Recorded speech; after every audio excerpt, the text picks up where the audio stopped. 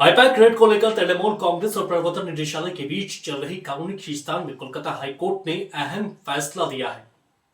अपने फैसले में कोलकाता हाईकोर्ट ने टीएमसी की याचिका पर विचार किया है और टीएमसी की याचिका को भी निपटा दिया है। कोर्ट ने ईडी के उस बयान को रिकॉर्ड भी कर लिया है जिसमें एजेंसी ने साफ कहा है कि वो आईपैक के दफ्तर में 8 जनवरी को तलाशी करने पहुंचा था। तलाशी के दौरान किसी भी तरह का दस्तावेज जो है वो जब्त नहीं किया गया है। ये साफ जो है वो कहना है ईडी का। लेकिन इन सब के बाद जो है अब ये पूरा मामला जो है सुप्रीम कोर्ट में चला गया है। अब सुप्रीम कोर्ट जो है इस पूरे मामले की सुनवाई करेगा। हम आपको बता दें कि 8 जनवरी को जो तलाशी हुई थी, तलाशी के दौरान ईडी ने किसी भी तरह का कोई दस्तावेज, डाटा या डिजिटल सामग्री जो है वो जब्त नहीं की थी। ये ईडी का बयान जो है कोलकाता हाईकोर्ट में दर्ज किया है।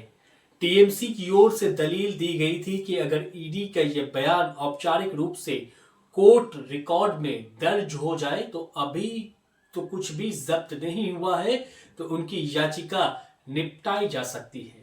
इसके बाद हाईकोर्ट ने ईडी का बयान रिकॉर्ड करते हुए याचिका का निस्तारण कर दिया है। सुनवाई जिस समय हो रही थी, सुनवाई के दौरान तृणमूल कांग्रेस ने साफ किया है कि वो जो है सिर्फ एक सीमित राहत चाहती है कोर्ट से कि अगर आप तलाशी के दौरान पार्टी के जो राजनीतिक रूप से जुड़े हुए जो डेटा है या फिर जो संवेदनशील जो डेटा होते हैं राजनीतिक रूप से, वो डेटा जो है उसकी सुरक्षा जो है वो सुनिश्चित की जाए। ये मांग जो है टीएमसी की तरफ से की गई थी और अपनी याचिका में दायर की गई थी। टीएमसी ने यह भी कहा है कि उसे ये आशंका है कि पिछले 6 सालों का जो राजनीतिक डाटा लिया उसने जो इकट्ठा किया है, पार्टी ने जो इकट्ठा किया उसे लिया जा सकता है, लेकिन वो याचिका जो है वापस नहीं ले रहे थे, बल्कि सिर्फ ईडी के बयान को कोर्ट में रिकॉर्ड में दर्ज करना चाहती थी। ईडी ने कोर्ट के निर्देश पर साफ तौर पर बताया है कि ना तो कोई रिकॉर्ड जब्त किया गया है और ना ही किसी भी तरह का डाटा जो है, दस्तावेज जो है या वो किसी भी तरह का डाटा हो, चाहे वो डिजिटल डाटा हो चाहे वो फिजिकल डाटा हो, तमाम राजनीतिक डाटा हो, कोई भी डाटा नहीं जब्त किया गया है। किसी भी डाटा का बैकअप भी नहीं बनाया गया है, ये ईडी का साफ तौर पर कहना है। हाईकोर्ट ने तलाशी का पंचनामा रिपोर्ट का हवाला देते हुए यह भी कहा कि कुछ भी जब्त किए जाने का कोई सबूत नहीं है। इसके बाद अदालत ने जो है कह दिया है कि अब टीएमसी की याचिका में कुछ भी शेष नहीं बचता है, क्योंकि सारा आधार जो है याचिका का यही था कि जो डेटा जो है वो जब्त किया गया है और ये जो आधार अब बनता ही नहीं है तो इसे निपटा दिया जाए, और इस याचिका को निपटा दिया गया। इसके बाद जो है ईडी ने टीएमसी की याचिका पर आपत्ति भी जताई है और कहा है कि यह याचिका बनाए रखने लायक ही नहीं है। ईडी के जो वकील थे उन्होंने ये कहा कि इस तरह का याचिका जो है ये याचिका बनाए रखने लायक भी नहीं है। एजेंसी ने दलील दी है कि जिसने हल्फनामा दाखिल किया था वो ना तो तलाश के दौरान मौजूद था और ना ही उसका उन परिसर से कोई सीधा संबंध भी था जहां रेड हुई थी।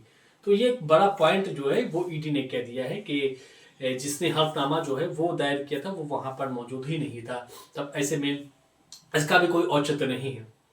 ईडी ने अपनी याचिका पर को लेकर के ये भी कहा है कि टीएमसी की याचिका पर आशंका जाहिर की है और कहा है कि इसमें यह तक नहीं बताया कि कौन कौन सा संवेदनशील डेटा जो है वो जब्त किया गया है, क्योंकि सवाल टीएमसी ने किया था कि संवेदनशील डेटा जो है वो जब्त किया गया है, लेकिन ये अपनी याचिका में जाहिर भी नहीं किया गया कौन सा संवेदनशील डेटा जो है वो जब्त किया गया है। तो ये सवाल जो है बड़ा अहम है जिसको लेकर के हाईकोर्ट ने सुनवाई की और निस्तारण कर दिया पूरे मामले को लेकर के। लेकिन इन सब के बीच जो है मामला यहीं पर ही नहीं रुक रहा है, बल्कि ये पूरा मामला अब जो है सुप्रीम कोर्ट पहुंचा है। इस पूरे मामले से जुड़ा एक अहम अपडेट ये भी है कि पूरा विवाद जो है अब जो है सुप्रीम कोर्ट में सुना जाएगा। कलकत्ता हाईकोर्ट ने तो साफ जो है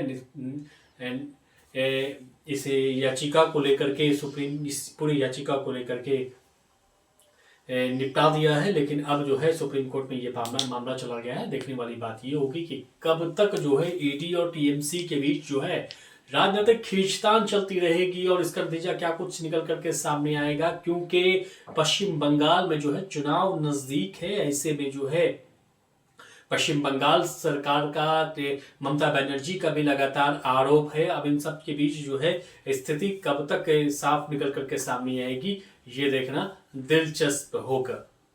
अगर अभी तक आपने हमारे चैनल को सब्सक्राइब नहीं किया, चैनल